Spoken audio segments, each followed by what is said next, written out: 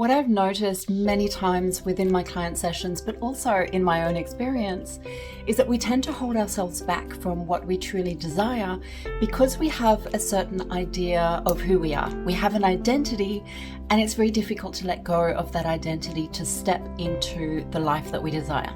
So in this video, I'm going to unpack how you may be doing this and what you can do instead. If we're meeting for the first time, hi, welcome. My name's Chamonix. I'm an artist, mentor, and healer for awakening hearts and conscious creatives. So if that sounds like you, I'm so happy that you're here. Let's dive into today's topic. One thing that can be really damaging to creative mindset is the fact that we have been told our whole lives that we are dreamers, that we're, a little bit too much in the clouds, that we need to come back down to earth, that we need to be realistic. But here's the thing, the whole point of creativity is to break through those barriers. I heard someone say something wonderful once, and I want to share this with you because it comes up for me quite a lot. He said, realism is just a socially acceptable form of pessimism. And I want you to think about that for a moment. If you really think that you have to get real, that you have to stay super grounded in what is true and what is not, then you cannot allow your imagination to soar. You cannot allow this creative vision of yours to ever take hold, because we need to get into flow. We need to get in that dreamlike state where we're not held back from the rules of what is possible, of what we believe we can do. We have to kind of be a little bit delusional. We need to be able to tap into potential. It can be really difficult because we have to let go of what we've been told. And that, I think, is the beautiful magic and the power of creative minds, is that we're able to do that. So in order to really be able to tap into that, we need to let go of all of those stories that we've been told by our parents, our teachers, the people around us, that tell us that we just have to, be more realistic and do the thing that everybody else is doing, because basically that's the hard way.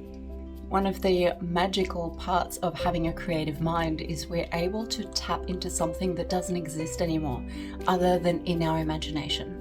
If you look around, everything that exists in our physical reality was once impossible, was once someone's dream. I mean, if you were to go back a few hundred years and talk about drones, if you were to go to the medieval times and talk about aeroplanes, I mean, people would think that that's completely nuts. And yet it took some incredibly creative minds, innovative spirits, and visionary people to come up with this idea and then figure out how to make it happen. So we're lucky that we live in an age where we have access to all of the information online of all of these things that have been done, that have been created, and all of these ideas. But what I believe that we are meant to do as creatives is figure out what our specific creation is, something that is really meaningful to us. Because when it's really meaningful to us, we're going to work harder than anybody else. But we can't come up with the idea if we don't allow ourselves to be slightly delusional. We can't allow ourselves to be delusional if we're worried about what other people think and if we don't trust ourselves. So the most important thing here is to work on figuring out who we were before the world got in the way, before we got told that it was impossible to do this and be that.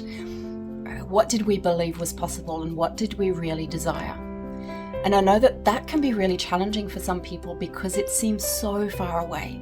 We left our inner child behind potentially decades ago, and going back to uncover those old dreams and those old aspirations can feel really like digging up a treasure that we've kind of forgotten where we buried. But what I know to be true is that it's one step at a time that we go on this little adventure and figure out who we are. And the more we go on this path, the more we discover who we are, the more we gain proof of our own intuitive powers, of our own authentic self, and we learn to trust ourselves more and more.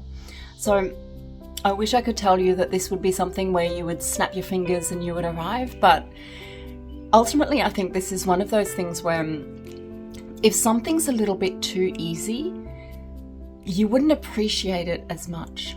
You know, say if you were an athlete, if you were to go to the Olympics and arrive and someone tells you like, oh, everyone's got food poisoning, so by default you get the gold medal. Congratulations.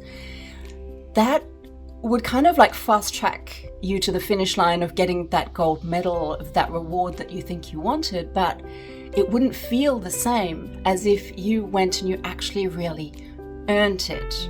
I think self-realization is very much the same. We want to get to the finish line, but that's just our ego.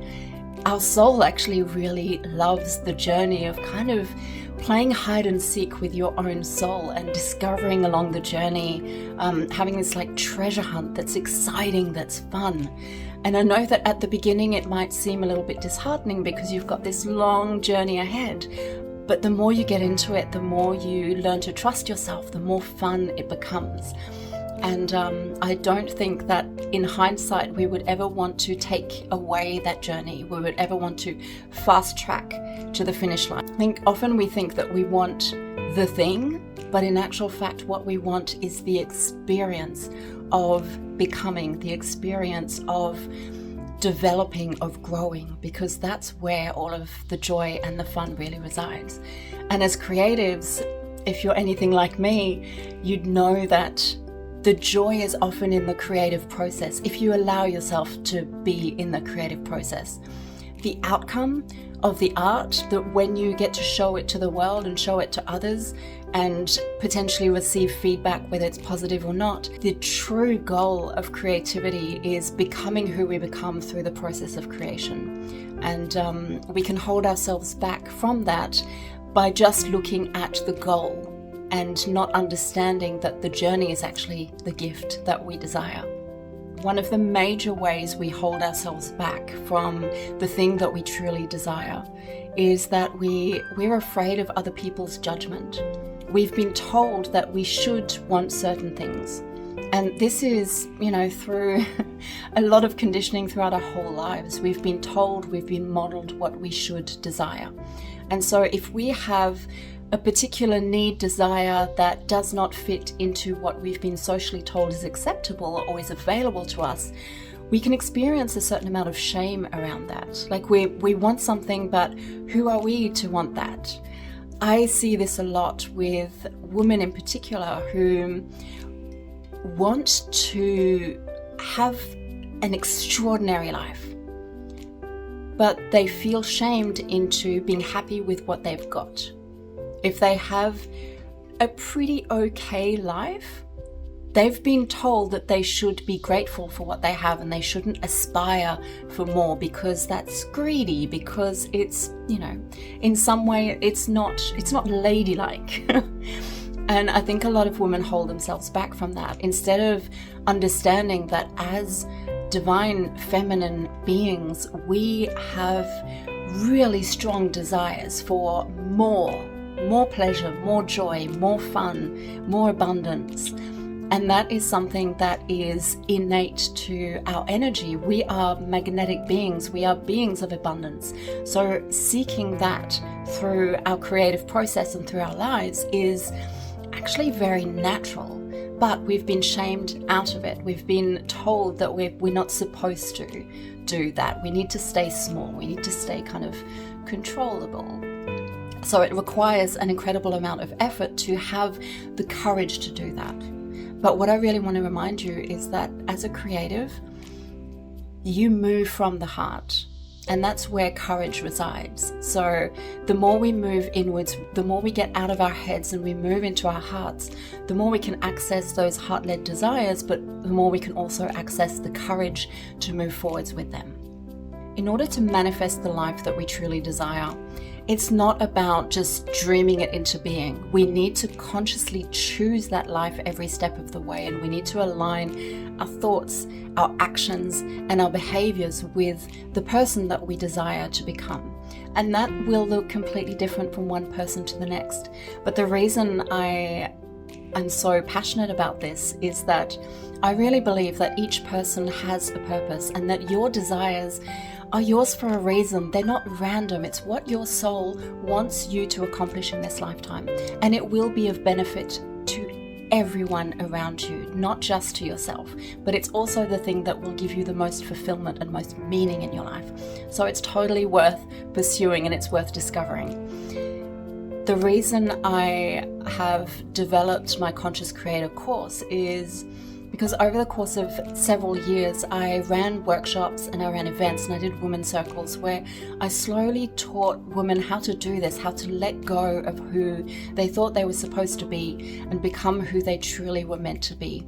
And I saw the most beautiful creations being birthed through these women who were suddenly able to truly be themselves and to see one another as empowered and support one another and not be needy or not be not holding themselves back, not being jealous, but rather seeing the beauty in each other and supporting one another to create a beautiful, abundant world and life and way of being.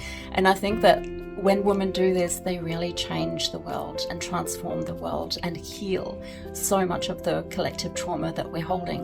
But it all starts within. So I developed Conscious Creator as a course where I took all of the wisdom and everything that I'd learned from hosting all of these sessions, events, women's circles, and private mentoring sessions with my clients, and brought all of this together with the themes and the lessons that we all needed to integrate to access that next level. And I also have a hybrid option in this course where you can get one-on-one support with me to really take it to that next level.